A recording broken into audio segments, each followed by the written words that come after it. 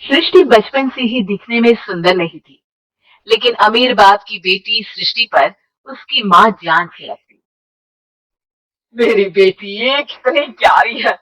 भगवान सबको सृष्टि जैसी बेटी दे। सृष्टि धीरे धीरे बड़ी होती है। एक दिन सृष्टि की सहेली कहती है, दिखने में कितनी अजीब सी है, लेकिन मैं जानती हूँ हम सब में सबसे अच्छी शादी तो तेरी ही होगी।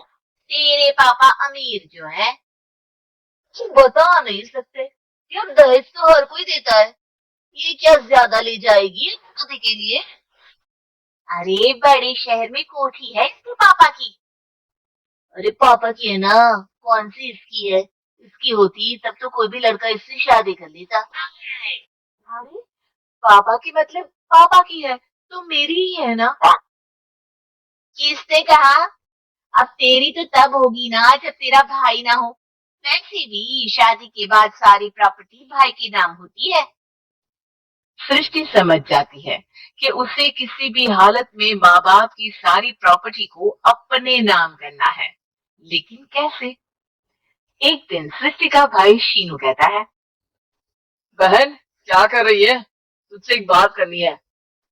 अरे हाँ हाँ करना, मैं तो तेरी बहन हूँ। बहन मेरी लाइफ में ना एक लड़की है, बहुत अच्छी है। मैं सोच रहा हूँ माँ और पापा से बात करूं शादी के लिए। सृष्टि को समझ में आ जाता है कि भाई की शादी होते ही भाभी उसे एक दिन भी घर में बर्दाश्त नहीं करेगी। आ, क्या बात है भाई, बताना कौन है वो? यार वो बहुत अच्छी लड़की है, पढ़ी लिखी है, मेरे साथ जॉब भी करती है। बस एक प्रॉब्लम है। हाँ, क्या प्रॉब्लम है भाई? यार वो शादीशुदा है, लेकिन उसके पति ने उसे सिर्फ इसलिए छोड़ दिया क्योंकि उसके माँ बाप दहेज नहीं दे पाए। सृष्टि ये सुनकर न जाने क्यों खुश हो जाती है। अरे भाई तो क्या हुआ, लड़की तुझे तो पसंद है ना? शीनू को लगता है कि बहन उसे समझ रही है। वो इस बात से अनजान होता है कि उसकी बहन की मंशा पूरा घर हड़पने की है। सृष्टि अपनी माँ से कहती है, मम्मी मुझे तो बहुत चिंता है। पता है शीनू क्या कर रहा है? अरे क्या कर रहा है? वो तो काम पर जाता है और वापस घर आता है। नहीं ना माँ, वो यही तो नहीं कर रहा, बाकी सब कर रहा है। आपको पता है, प्यार है, और वो भी एक शादीशुदा लड़की से। ये क्या हो गया? मैं सोसाइटी में क्या मुंह दिखाऊंगी? अरे तेरे पापा तो यही कहेंगे कि मैंने ही उसे बिगाड़ दिया है। माँ देखो, मेरी बात मानो, पापा पर भी विश्वास करने की जरूरत नहीं है। अब आप ही बताओ, पापा इतनी देर घर के बाहर रहते हैं क्यों? बोलो। अरे बेटा वो तो नौकरी करते हैं ना। तू बहुत भूली है माँ, पापा का ऑफिस तो 7 बजे खत्म हो जाता है, लेकिन देखो कितनी देर से आते हैं। अरे नहीं नहीं बेटा, ऐसी कोई बात नहीं है। सृष्टि माँ को एक औरत से बात करते पिता की फोटो दिखाती है।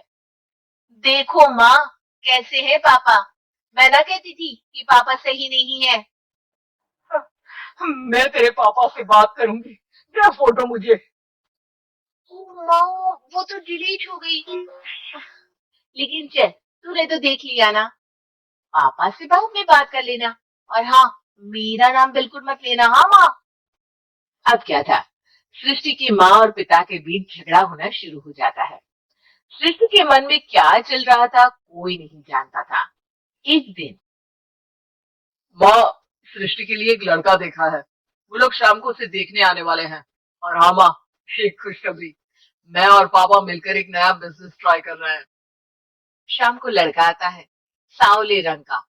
सृष्टि को तो बिल्कुल भी पसंद नहीं आता।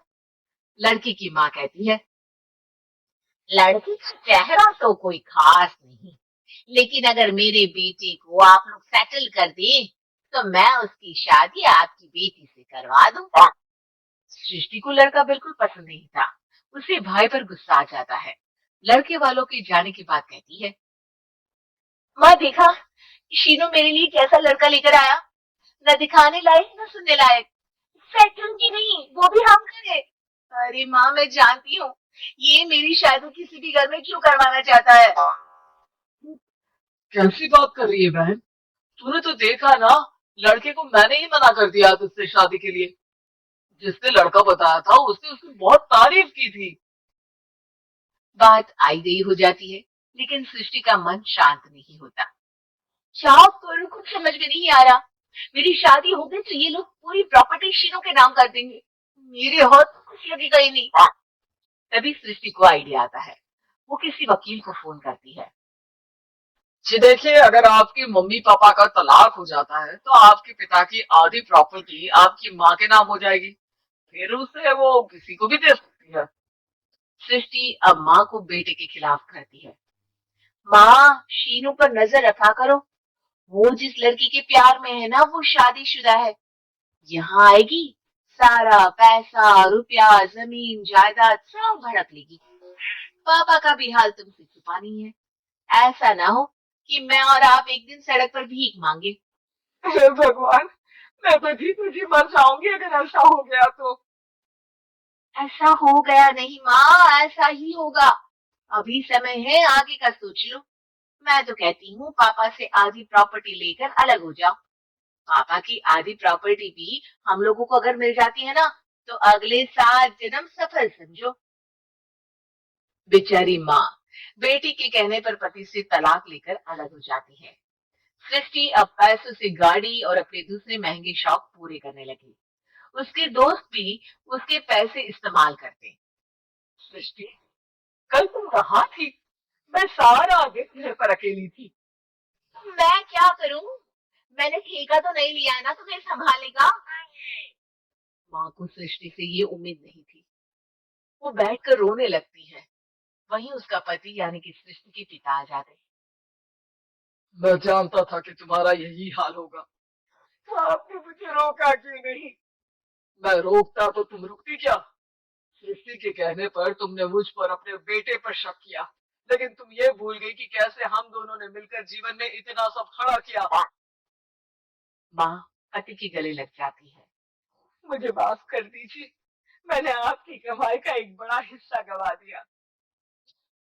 कोई बात नहीं, तुम साथ हो तो मैं ऐसी 7 प्रॉपर्टी खड़ी कर दूंगा। तभी वहां सृष्टि आ जाती है, रोती हुई। माँ, मयंक ने मुझे छोड़ दिया। वो बोल रहा था जब तक मेरे पास पैसे थे तब तक ही वो मेरे साथ था।